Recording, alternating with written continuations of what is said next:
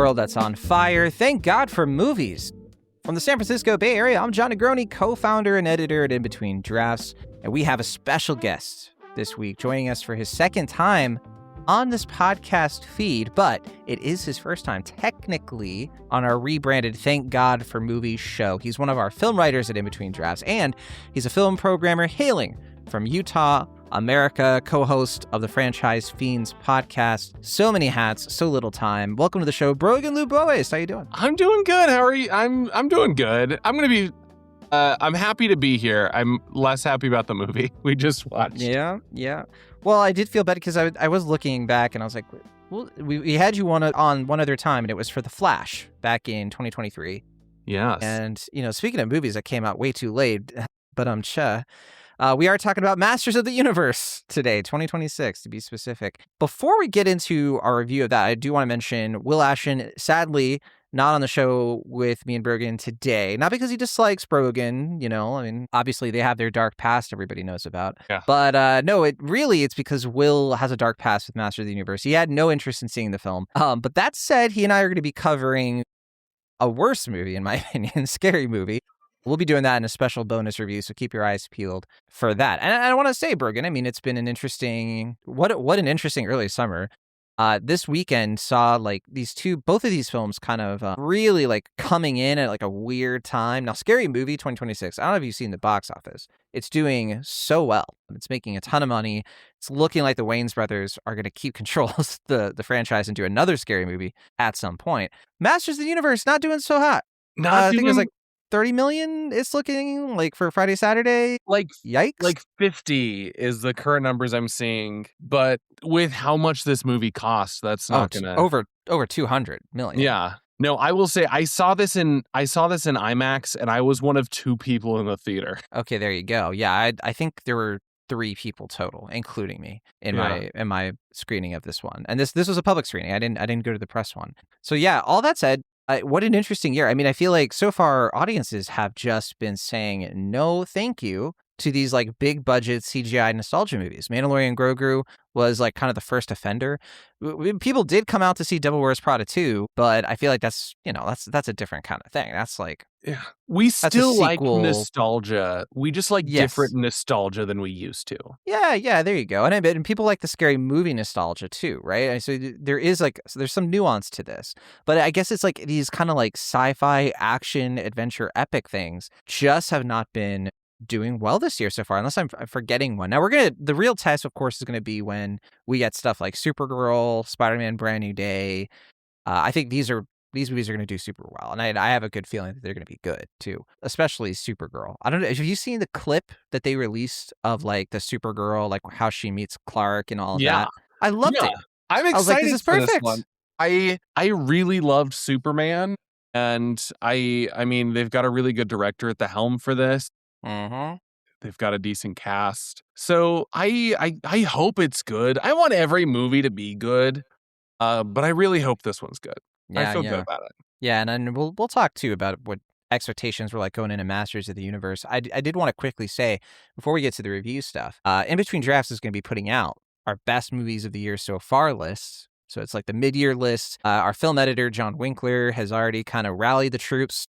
Brogan, of course, has his big axe, in the writer's room, just ready to go. I know. Yeah, you were saying to me though, you're still kind of catching up on stuff, and I for sure I still haven't seen Project Hail Mary. That's my big miss. No, so beginning of January I had surgery. End of January I had a baby, and so my both equally traumatic. Yeah, there's a lot going on, and normally I spend a lot of January and February. I'm doing festivals, and I'm seeing a lot of what are going to be the bigger releases of the year there. And not having that now is not having that this year means that I just have not seen that many 2026 releases. But there's been some good ones in there. But I'm quite a bit behind compared to where I'm usually at this point in the year. You don't mind me asking, because I know next year, is it going to be similar with Sundance leaving Park City? Because I think you did the Slam Dance stuff, right? Yeah. So I'm really involved with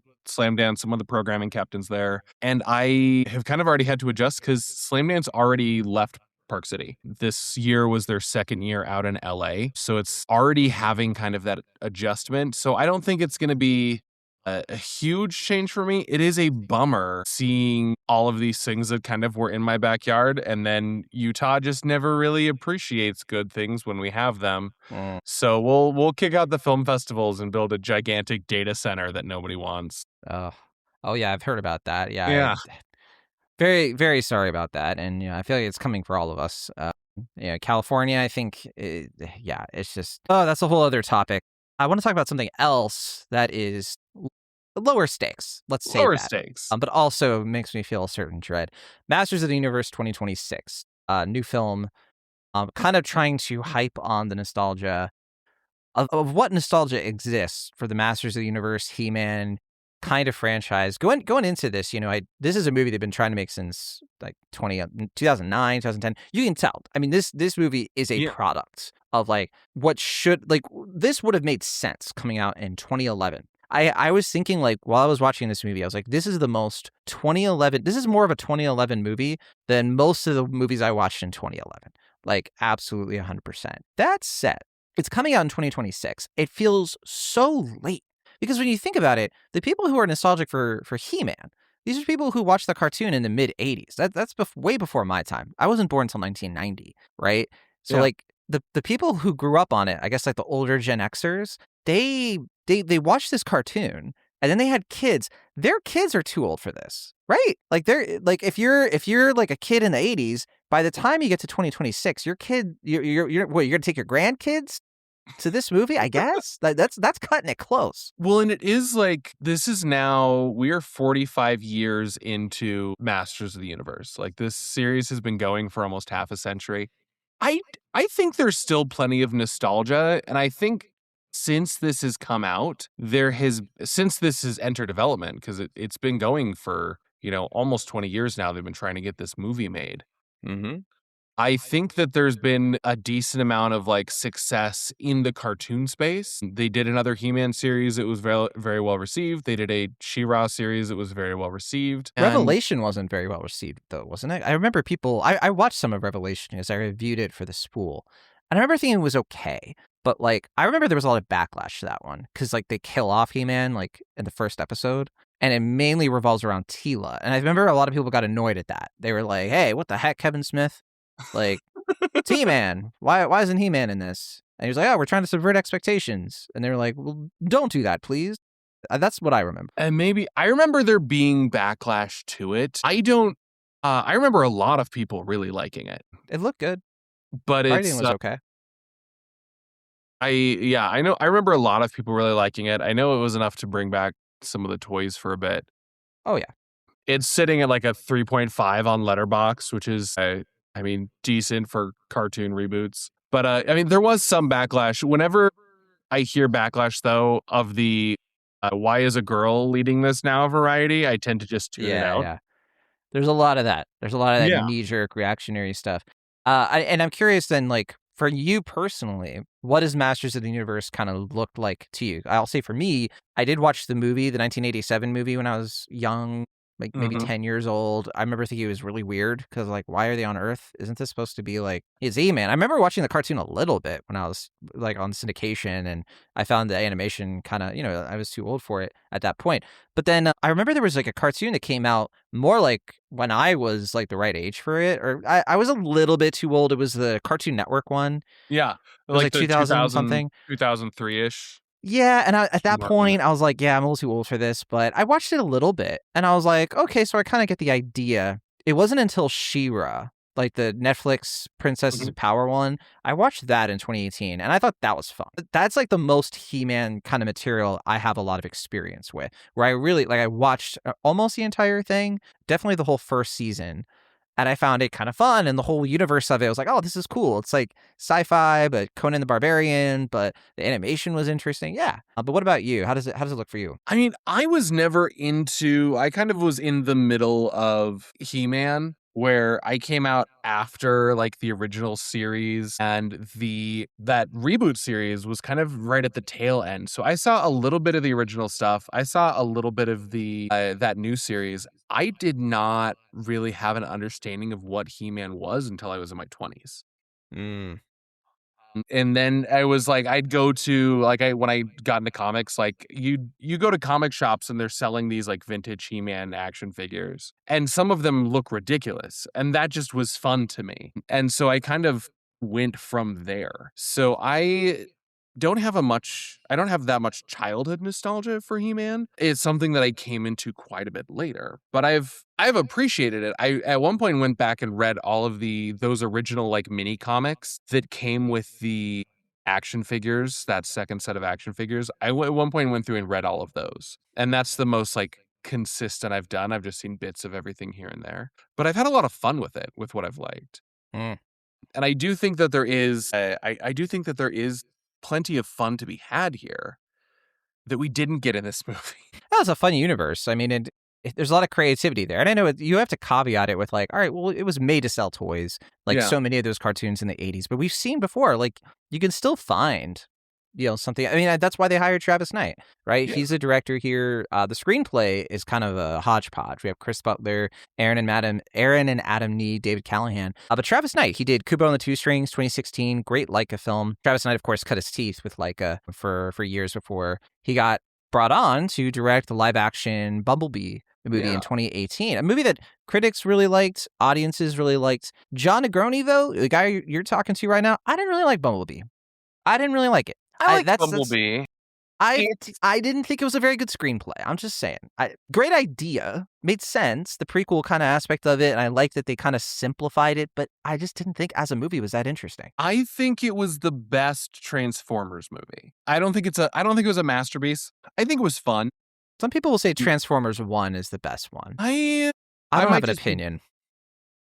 I did like the first film. I might be tainted by the fact that I then went on to watch the second and third film, and now when I watch the first film, I think of that. So I'll need to revisit that. But I enjoyed Bumblebee. I don't think it was as good as some people were making out to be, but I do think Travis Knight's is a good choice for this on paper. I think he's a fine director, but maybe he's unlucky because when he works with a great screenwriter, because like Kubo and the Two Strings, like, he didn't write that.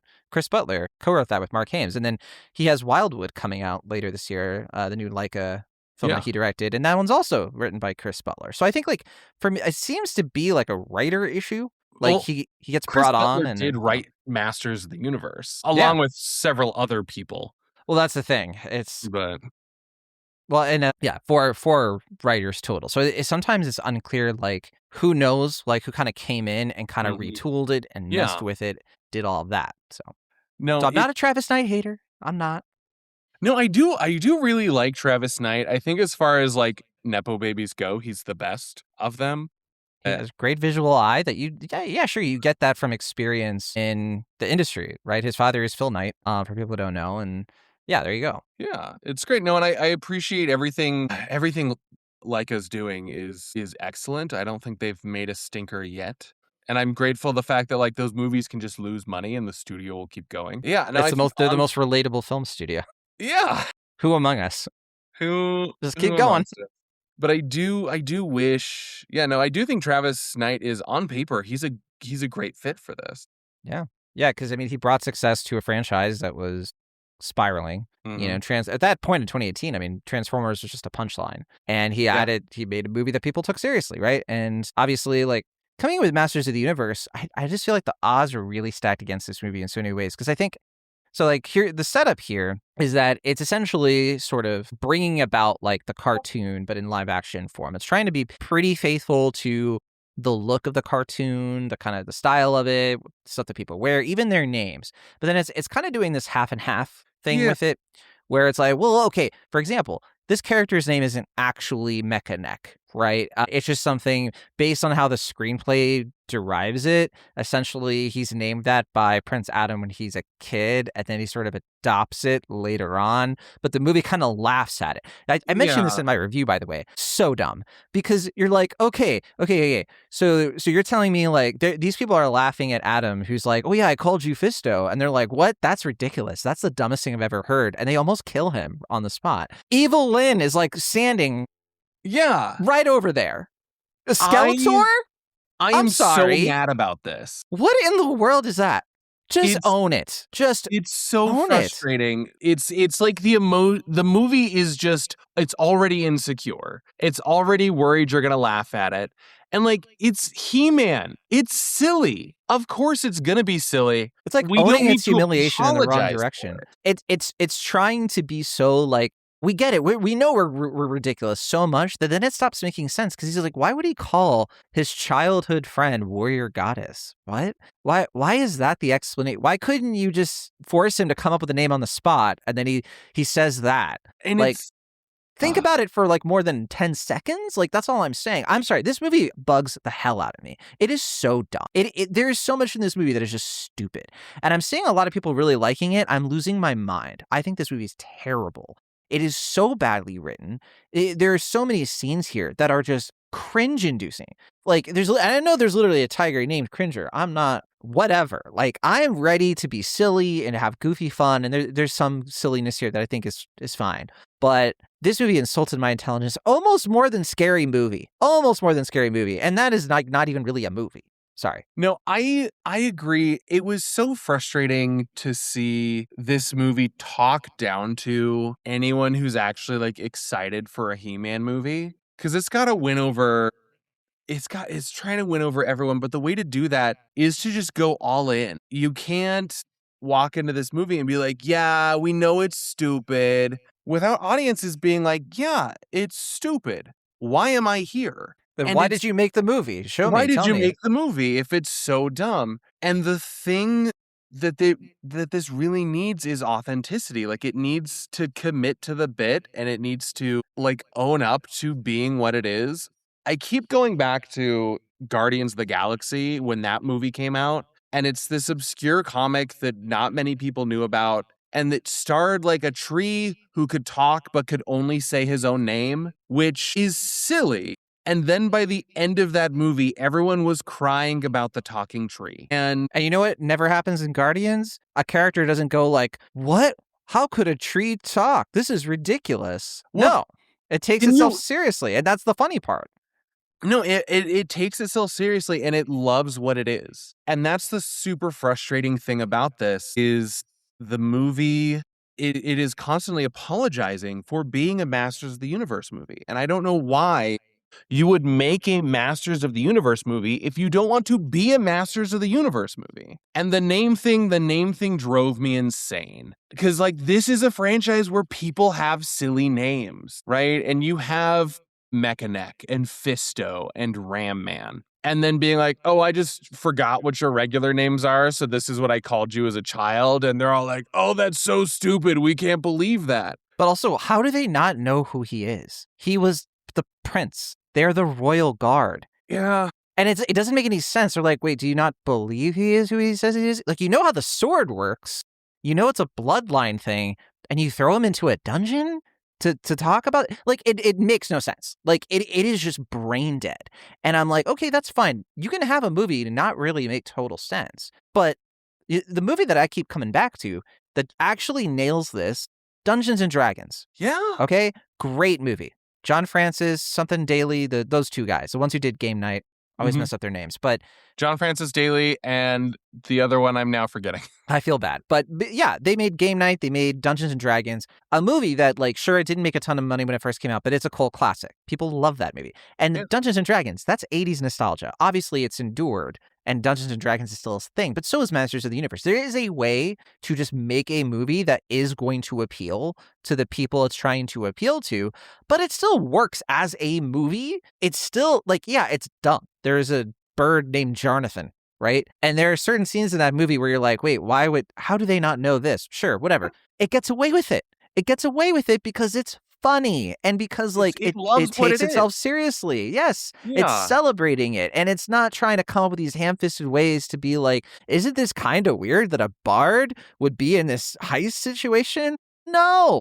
It's just, people just, like, they don't wink and nod at the audience every scene, every sentence. No, the thing, and we get a whole scene in this movie talking about how stupid of a name He-Man is. And like, that's the character who has carried this series for 45 years. Like, nobody who is coming to see this movie needs to be told that He-Man is a stupid name. Because You know what? That's the thing, right?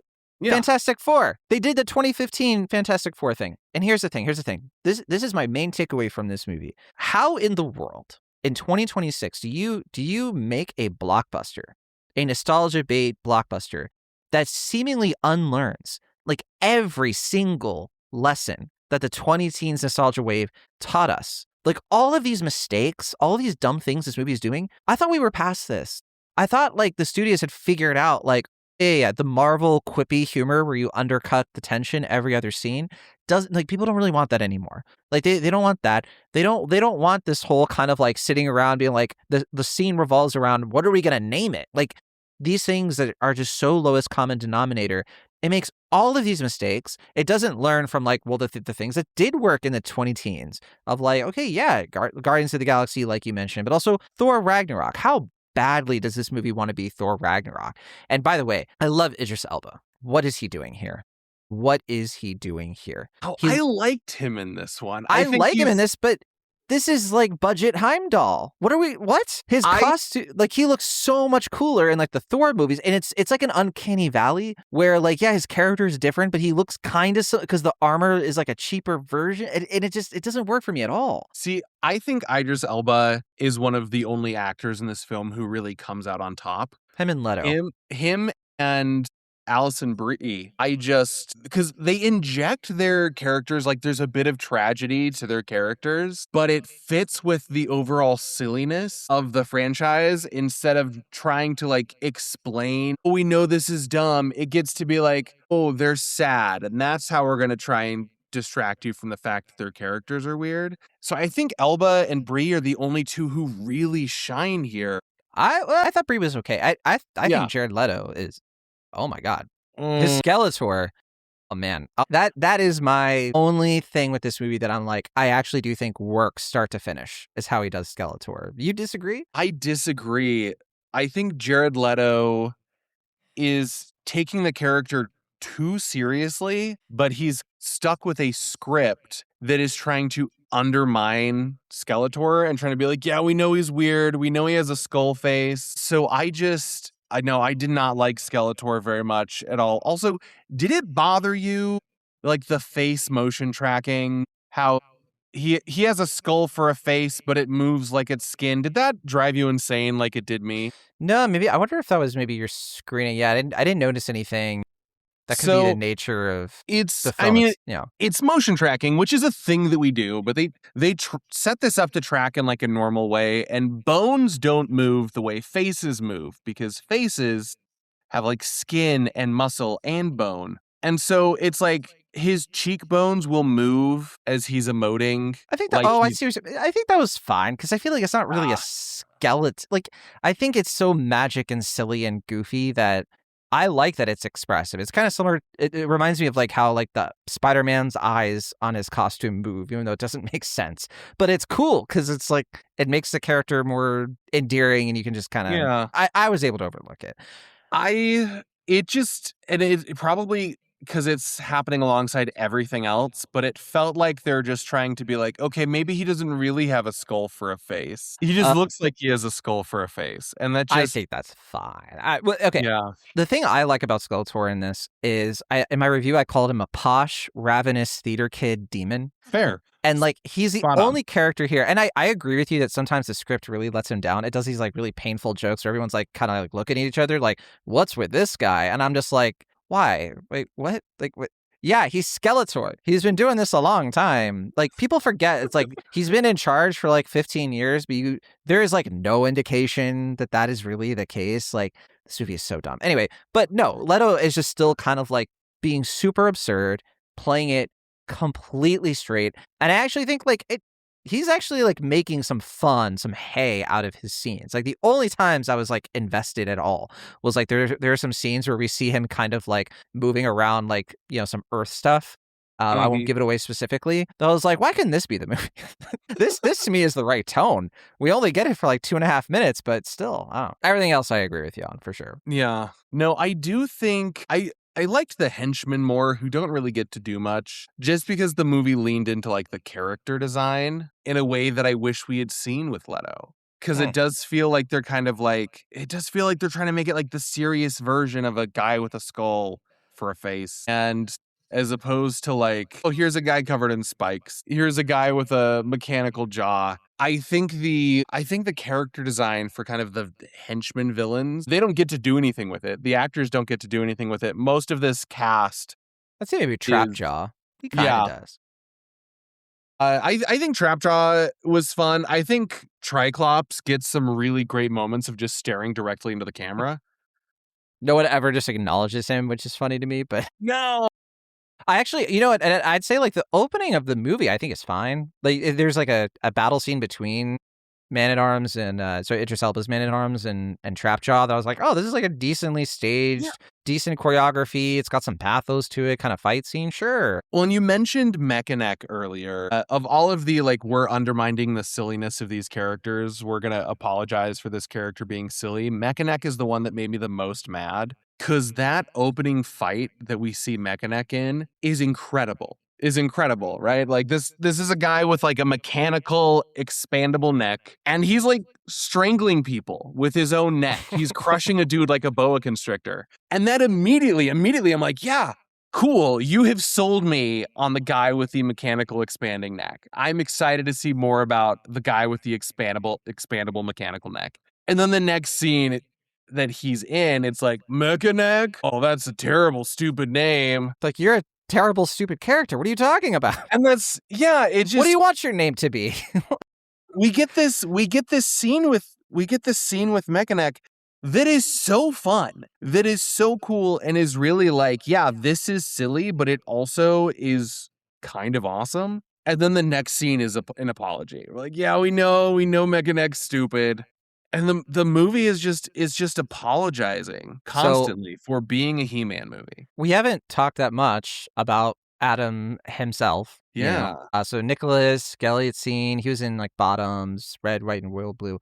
I actually think this actor is fine. I think that he's actually kind of well cast. The thing that frustrates me with this is they kind of stage him. They do kind of the Lion King thing where he gets the sword, but they have to escape the big battle and he ends up on Earth, and they kind of do Guardians of the Galaxy where he has to be raised, in another place, but it's like reverse Guardians, I guess. And the kind of thing with his character is that he's like 10 years old when he ends up on Earth, orphaned, he loses the sword, and he spends all that time kind of like, he lives like a life there.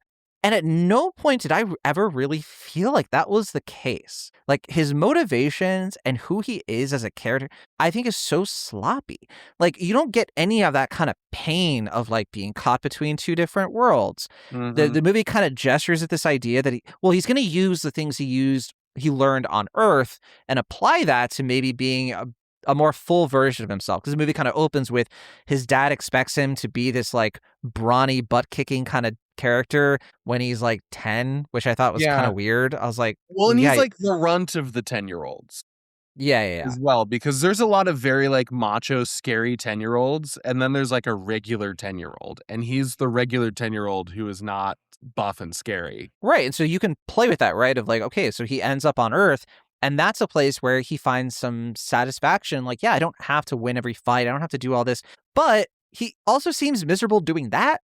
Like, he also doesn't want to be there. And it's like the movie doesn't really kind of just paint the picture of like, well, who is he? What does he actually want? It's like, well, he just wants to get back home. Okay, but like if his motivation is, I got to get back home, I got to beat the bad guys, we see no real effort for him to like train, to like he tries to lift weights, I guess, but like what was that? He's like a big dude at that point, because when they transform him into He-Man, he's not that different. Yeah. Like they don't do the Steve Rogers thing where he's like all scrawny with CGI and all that. He looks like an Eternian, and like the movie, I don't know, it's just like the movie doesn't connect the dots here.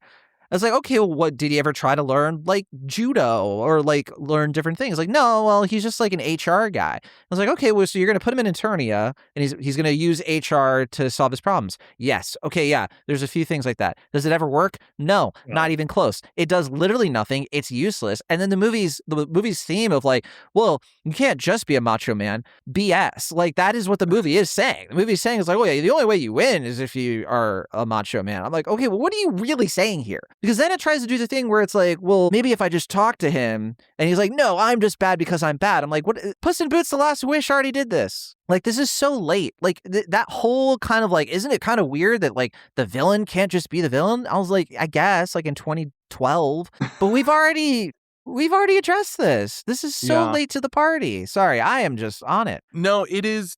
No, you're spot on. I think the problem is we don't really see him living on Earth. Like, we get a couple of scenes. He's just trying to find a sword. But we don't see him like have fun. Yeah, we don't see him having a good time. Yeah. He's just like focus on that. He has a roommate that he has like a weird kind of buddy relationship with, but we don't really see enough of that relationship to feel like he has a life here. He has a career in HR that he's sort of good at, sort of terrible at. We don't really see enough of that to feel like he has a life here. And then he finds the sword and then everything's fine. No, he goes back to Eternia and then it's like, okay. Yeah. You know, there's no sort of like, hey, what about the people who raised you? They're never mentioned, never brought up. Was he in an orphanage? Like, what happened? Like, there's no indication. He learned all this Earth stuff, and it's like, it seems pointless. And then why even do it? Yeah, we have no idea of his life on Earth. Other than it's like, it's kind of a joke. We're like, let's send him to a place so backwoods and stupid that Skeletor will never think to look for him there. It's Earth. Like, and I guess, I mean, it sort of mentions that the mom is from there. At one point in this series, like the mom is revealed to be like from Idaho. She was an astronaut from Boise who just ended up on Eternia and was like, this is way better. It does feel like we get this really fun opening scene, and this is kind of just padding to let us down for how dumb Eternia is going to be. And it's not even that because I was worried. It was like, oh, we're just going to spend most of the movie on Earth, and we don't. Like by the time we get to the second act, we're back in because it's like a cold open, and then the first act is kind of him on Earth, cut to like trying to get the sword and all. And then there's all this weird stuff around like when he gets the sword, it sends out a signal. I don't know. None of it makes any sense.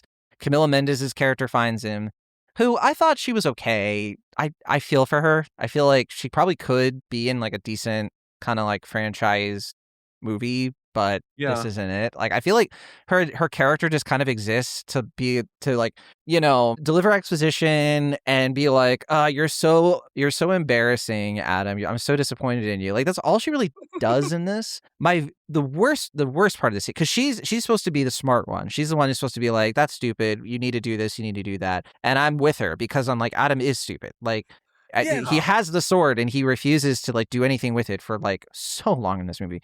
But we get to a point where they're like, all right, we're going to go save this character. I won't say who it is. And he's like, well, I'm going to go right to Skeletor and just mano a mano. I was like, okay. And they're like, we're going to go with you. And then they go, and then they just go to the dungeon.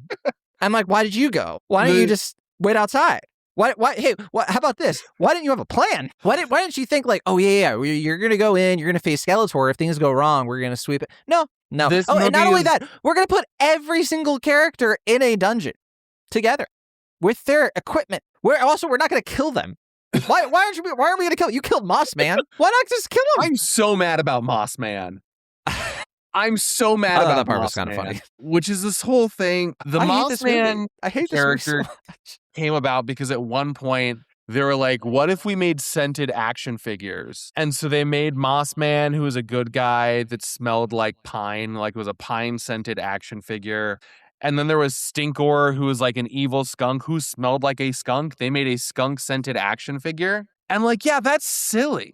That's silly and weird. But then in the cartoons at one point, like he was one of the only people besides He-Man who could go toe to toe with Skeletor. Like they made the character interesting. And in here everyone is like, Skeletor. The dude who is named Skeletor is like, Moss Man.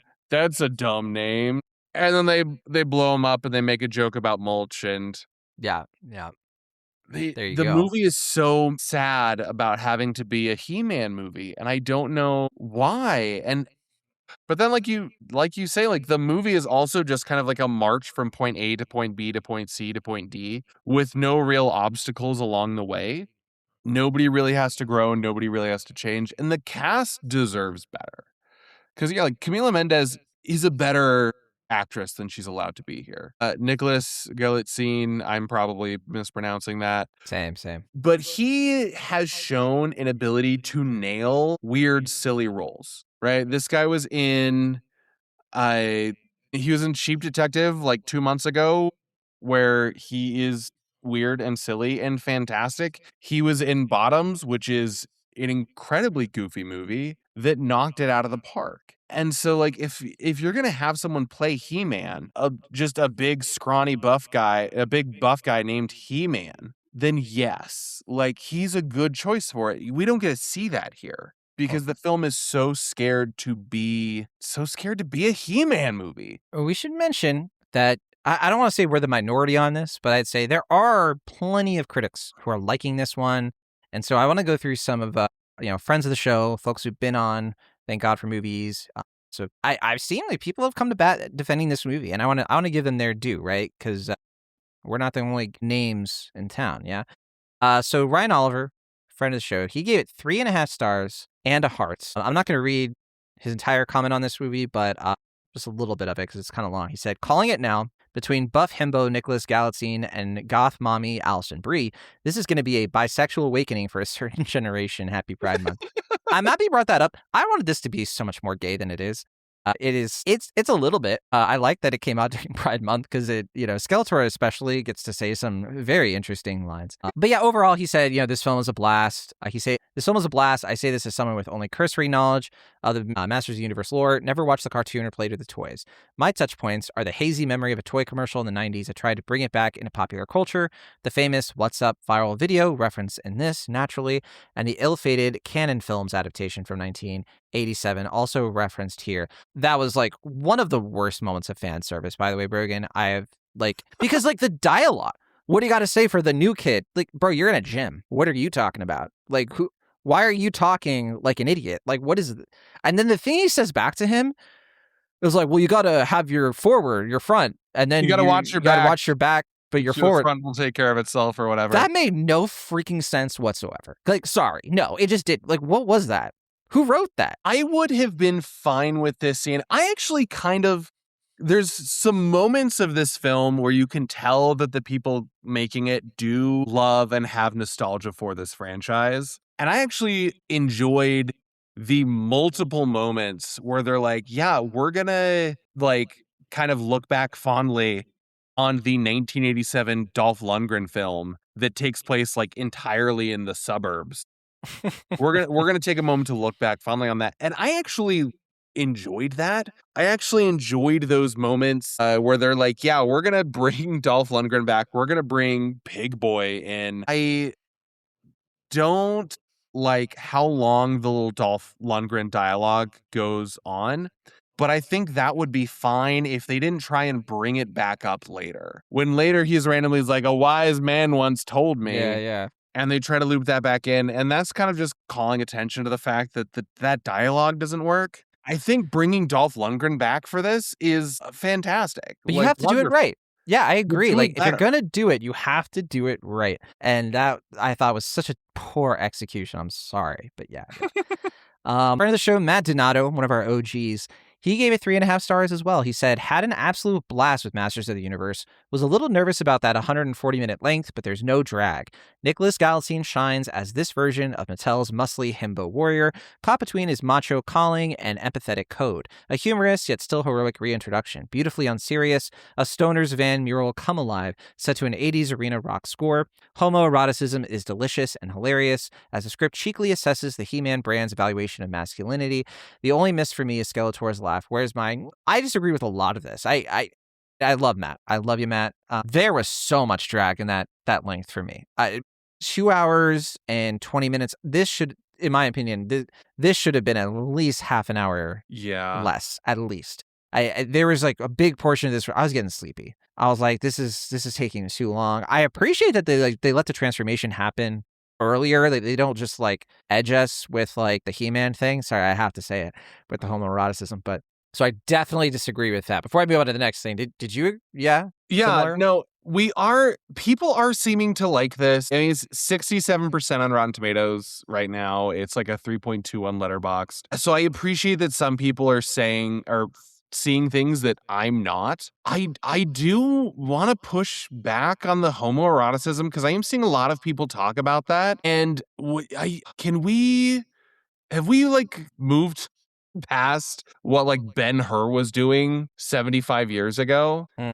In just like the very, very like casual, like this could maybe be gay if you squint and turn your head a little bit. I'm seeing a lot of people talk about that. And there are moments where I'm like, yeah, there's a bit in there. I think the kind you're of banter looking for between it. Skeletor and Evil Lynn. But I mean, because we have the same weekend.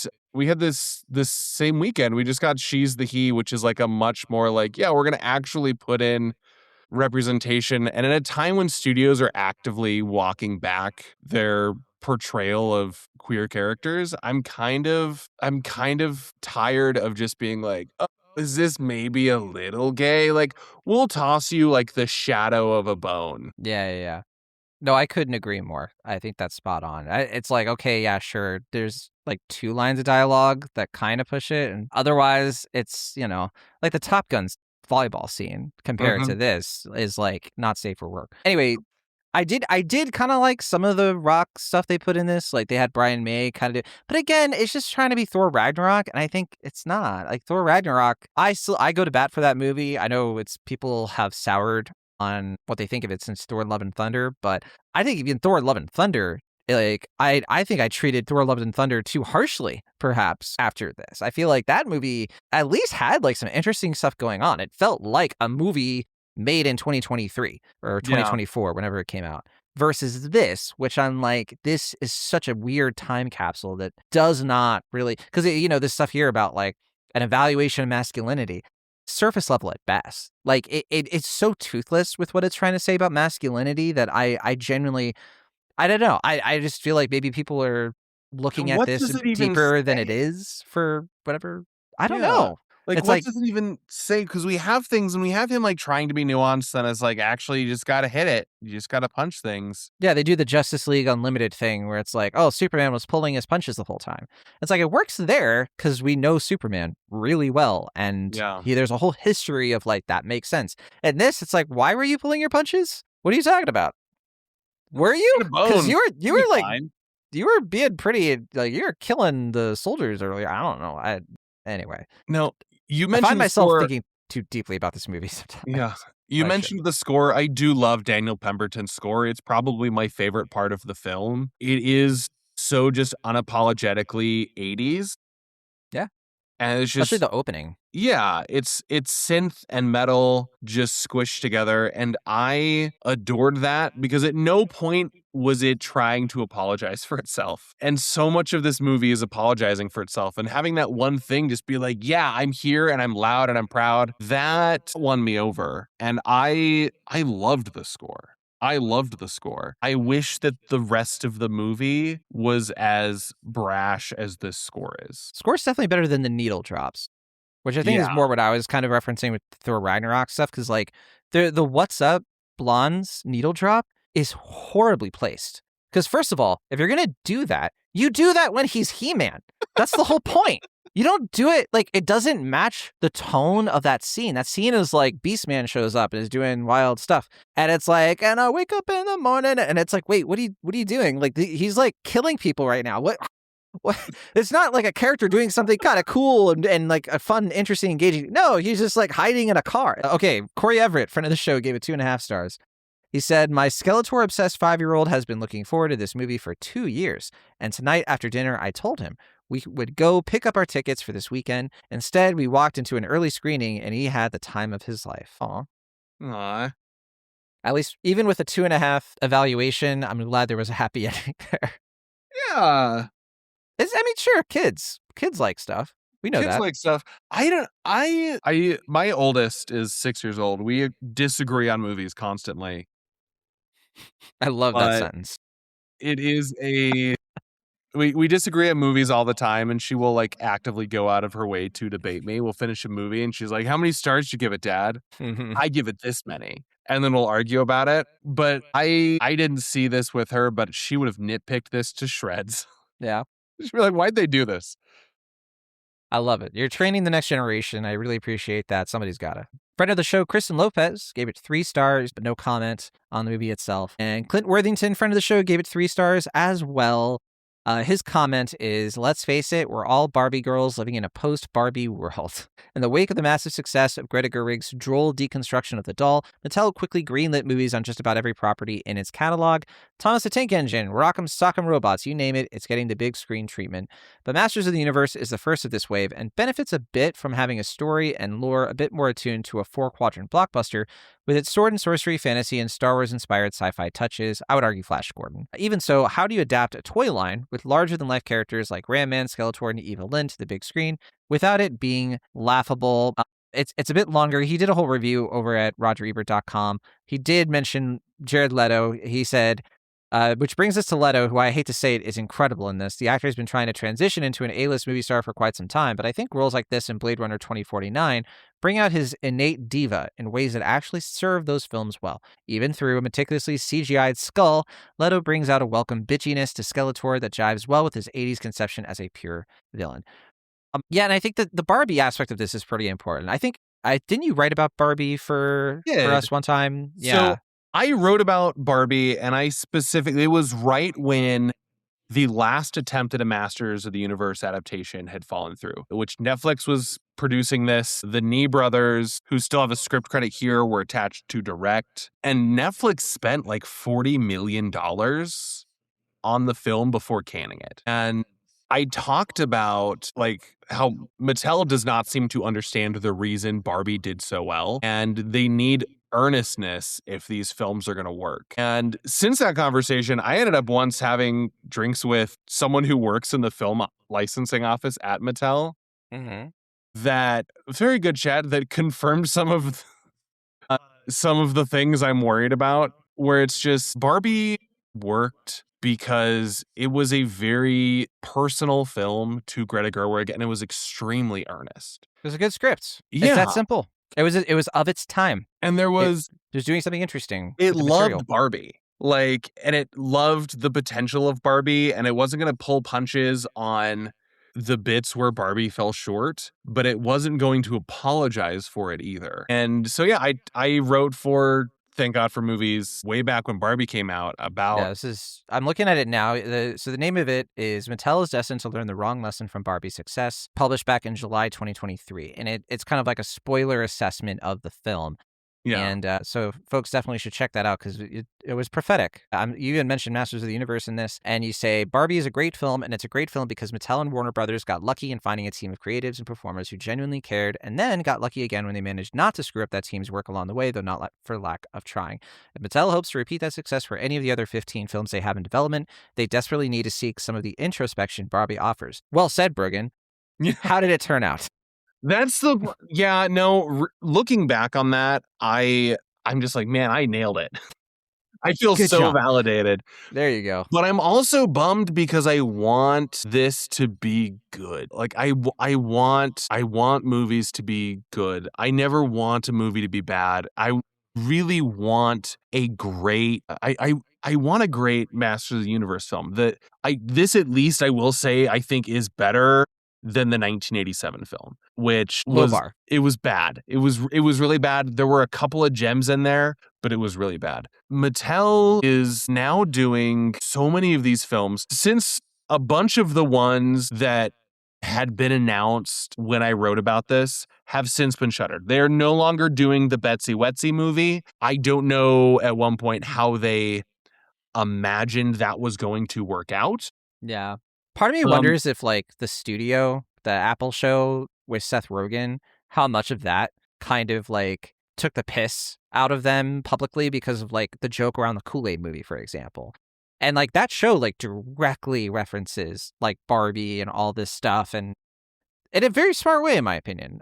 I do wonder if like that's where some of that hesitancy comes from of like, oh yeah, maybe we were out of our skis here. Yeah. So but like there's a Matchbox movie coming out this year. Did you know that? No. They're Matchbox 20? They're making a Matchbox movie. And like a John Hot Wheels movie Cena. is also in development, like at the same time. Gosh, but like they have filmed, it is in post-production, a Matchbox movie. And but we're just getting so much now. And they're doing a American Girl movie, and they're doing a Magic 8 Ball movie, and a Polly Pocket movie, and Rock'em Sock'em Robots. And I'm just so worried that they're not gonna be made by people who care. Well, I was talking about this with Will on the last episode of the show, and I have a theory about where things are kind of headed with this kind of wave of, because we do see movies that seem like totally fresh, and from these YouTubers of all things, Obsession, Backrooms, for example. And we are seeing like these projects are like How to Rob a Bank is about to come out. Like for whatever reason, it seems like there's been a shift and like, oh, how did these movies get greenlit? Like they don't have huge budgets or anything. My theory is that I do think we're in the middle of like a transition period where a lot of the folks who greenlight the movies, the producers, the people who are in the industry are getting younger, right? A lot of the older folks, the boomers, the older Gen Xers, they're aging out. They're retiring, they're taking on different roles. And the people making a lot of the decisions at the top in terms of like, where do we put our resources? Where is the culture at? I think, frankly, we're in a period of time where some of those folks are just doing it a little bit better, having a better idea of like what's going to be successful with Gen Z. The folks at A24, for example, being like, you know what? Backrooms. Give the guy who did these Backrooms videos a budget, give him a team, and voila. It's like it's the biggest A24 movie ever made. Yeah. And so not I even do that much of a budget. Yeah. Like 10 million, 20 million, less than that. Yeah, 10 million, I think, for Backrooms. Yeah. Yeah. And then Obsession was like 750K. I think a thing that is a problem that is happening is that Jurassic Park kind of broke everything. And Hollywood realized how much money a movie could make. And then it was like, we need now every movie to make that much money to keep shareholders happy. And it's just led to bloated budgets and bloated runtimes, and everything is just bloated. And so we're still having these like smaller films because there are people making great movies that just aren't getting seen. I will say like two of the two best films I have seen this decade like still don't have distribution deals. I saw them at a festival and like just no one's picked them up. Yeah. One for the road. One of my favorite movies of 2021. Still no way you can watch it. Yeah. It's been 5 years. And that's like these movies are out there and people are making them. And we even have like Obsession, like this is his second feature, and his first one he just posted on YouTube just because he like tried lining up distribution deal,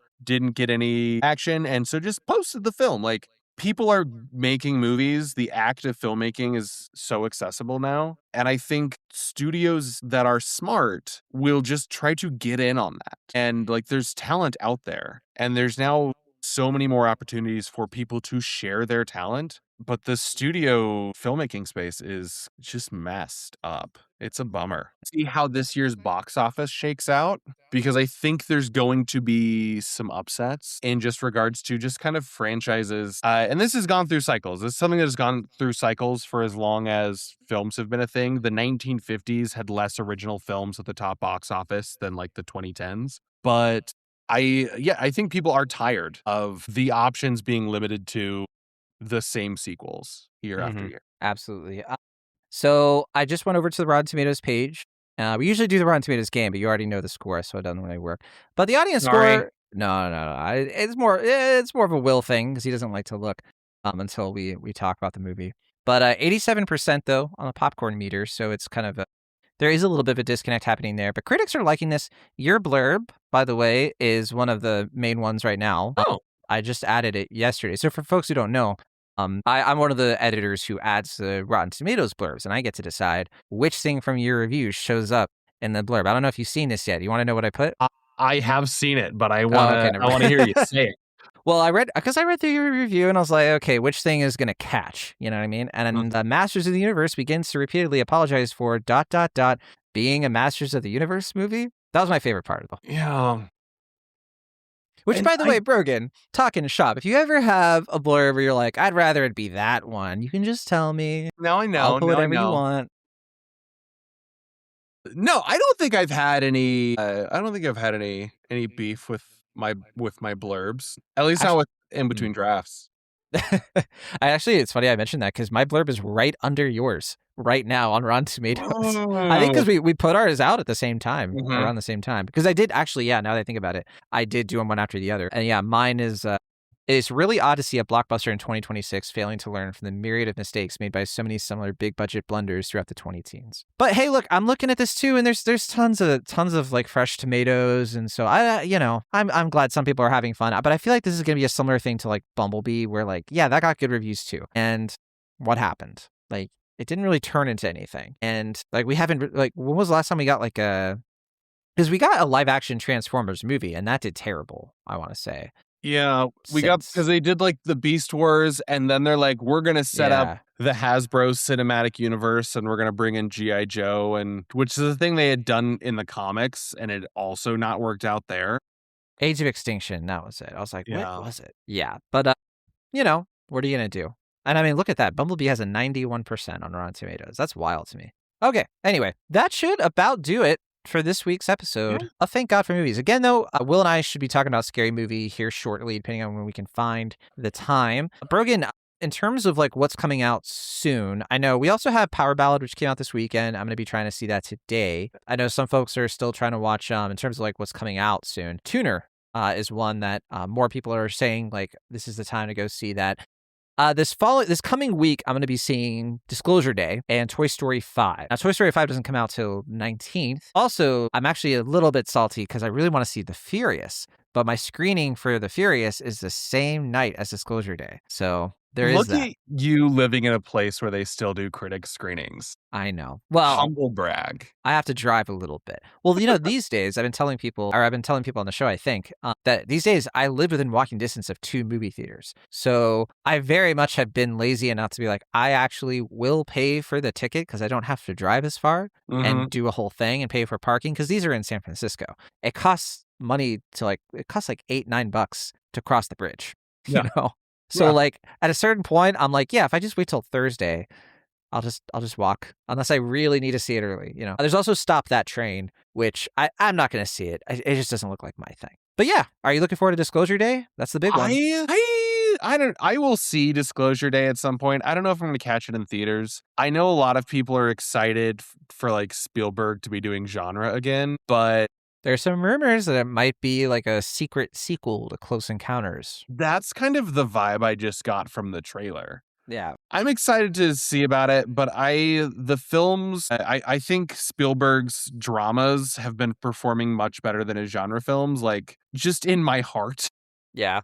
Which I know is a hot take, but like I will gladly take Bridge of Spies over Minority Report. Or interesting. Did you see Pressure? I did not see Pressure. Pressure kind of has Bridge of Spies energy to it. Okay. I think Spielberg, and I hated Ready Player One. Yeah. Which is just a thing. So this is a sort of thing I kind of I'm not excited for him doing a genre film like I was in like the 90s, early 2000s when they're like, Spielberg's doing another sci-fi movie, and I'm like, great, I'm gonna go watch War of the Worlds, and it's bummed me out, but I've still really liked his dramas, so I will catch this at some point. I am gonna see Toy Story 5 with my kids and Supergirl as well. am going to a screening of that, and we're all very excited. I was really excited for Stop That Train. There's now like AI talk. I don't know if you've followed any of that at all. I heard some things. I don't want to say anything. Because I don't know for sure. So I don't want to.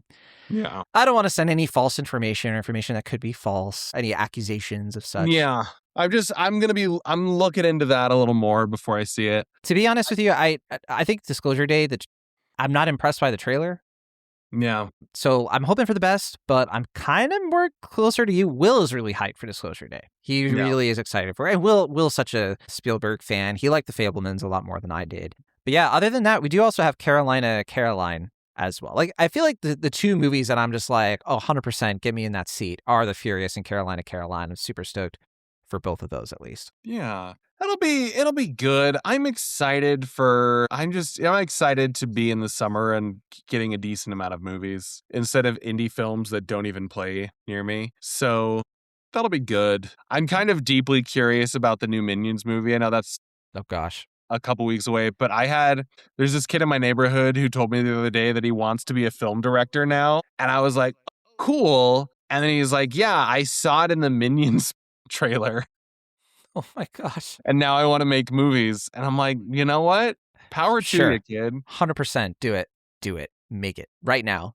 Yeah. I'm so excited for them. But okay. Thanks again, everybody, for listening to Thank God for Movies. And thank you, Brogan, for coming on and talking about the movie that nobody else wanted to talk about. Thank you. You were the first person I asked, to be clear. Are you? You really were. I literally was like, Will was like, I'm not going to watch Masters of the Universe. And I thought about it and I was like, well, Brogan just wrote a review. And I was like, yeah, it would be great to have him back on. This has been validating because I was so frustrated with Masters of the Universe. There's parts of it that are fine. There's parts of it that I liked, and I wish they had just leaned into that.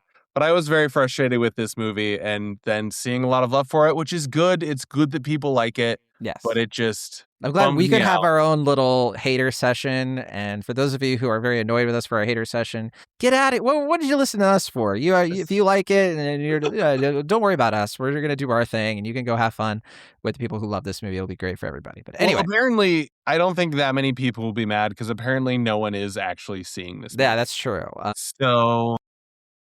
there you go. We'll see. Good thing we didn't spoil it, because, statistically.